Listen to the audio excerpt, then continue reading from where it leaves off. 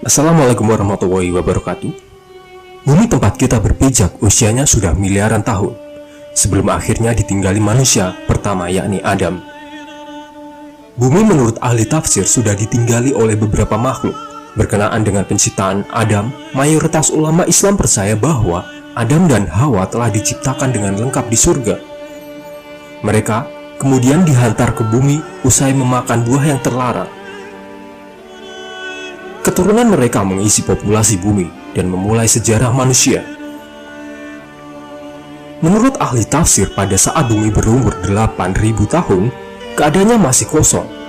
Di sini sudah terdapat banyak biji sawi putih. Kemudian Allah Subhanahu wa Ta'ala menciptakan seekor unggas yang bernama Tabirun Nasar. Allah Subhanahu wa Ta'ala berfirman kepadanya, "Hai unggas Tabirun Nasar, makanlah olehmu biji sawi itu. Apabila habis biji sawi itu, engkau akan kumatikan." Sang unggas pun memakan biji-bijian itu.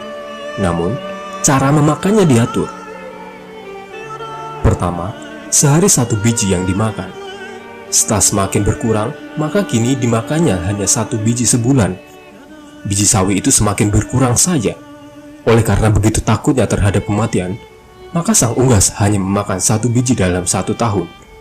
Namun, pada akhirnya habislah biji-biji sawi itu. Tabirun Nasar pun akhirnya mati. Setelah kematian tersebut, Allah Subhanahu wa Ta'ala menciptakan makhluk lain sebagai penghuni bumi, yaitu 70 orang laki-laki. Namun tidak semuanya langsung diciptakan, melainkan satu persatu Allah Subhanahu wa Ta'ala menciptakannya. Apabila seorang meninggal, maka langsung diciptakan yang lain. Masing-masing dari mereka berumur 70.000 tahun. Konon, setahun pada masa itu sama dengan 1000 tahun pada masa sekarang. Tatkala telah mati 70 lelaki itu, kemudian Allah menciptakan jin. Sebagian dari jin-jin itu, ada yang berkaki 4, berkaki 2, dan ada yang terbang. Kemudian Allah SWT mengutus salah satu seorang di antara mereka yang bernama Yusuf untuk memberikan pengajaran ilmu dan syariat agama. Namun, jin-jin itu banyak yang mendustakan ajaran-ajaran tersebut, yang menyebabkan Allah Subhanahu wa Ta'ala mematikan semuanya. Penghuni bumi berikutnya adalah salah satu makhluk yang berpasangan, rupanya seperti binatang keluar dari dalam neraka. Binatang itu pun beranak, dan anak-anaknya dinamakan dengan Azazil. Setelah cukup besar, Azazil mulai melakukan peribadatan kepada Allah Subhanahu wa Ta'ala 1000 tahun lamanya. Setelah itu, Allah Subhanahu wa Ta'ala mengangkat ke langit yang pertama.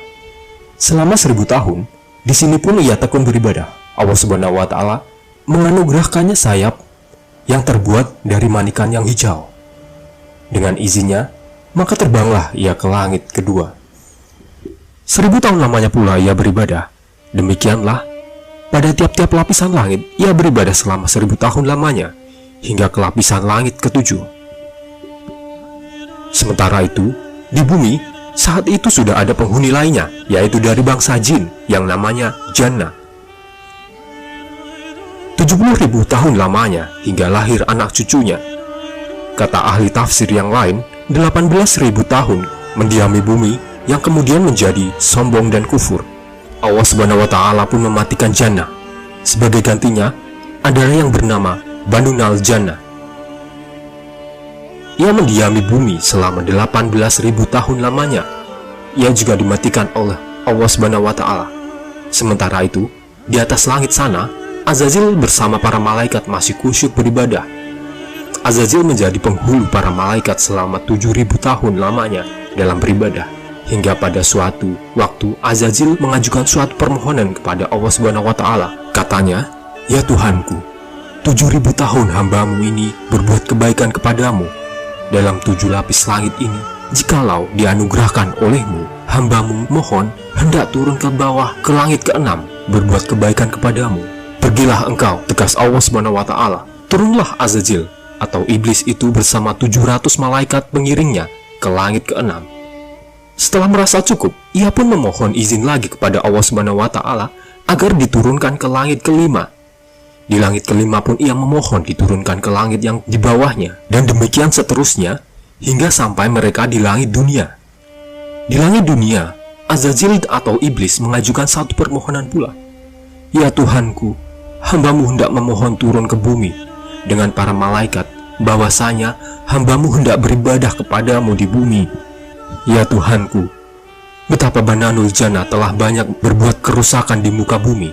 Anugerahkanlah atas hamba-Mu ini bersama para malaikat berbuat kebaikan di hadirat-Mu di muka bumi itu. Allah Subhanahu wa Ta'ala mengabulkan permohonan Azazil. Diturunkanlah ia bersama 700 malaikat yang mengiringinya untuk beribadah di muka bumi. Setelah sebelumnya, Bananul Jannah dimatikan karena banyak berbuat kerusakan.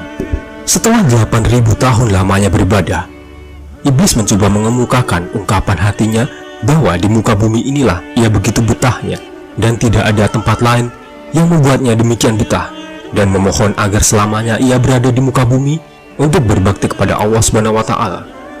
Sampai pada satu waktu, Allah Subhanahu wa Ta'ala berkehendak menurunkan suatu keterangan kepada Azazil. Firman-Nya, ingatlah ketika Tuhanmu berfirman kepada para malaikat, sesungguhnya aku hendak menjadikan khalifah di muka bumi. Mendengar firman tersebut, iblis menjadi berduka disebabkan dengkinya.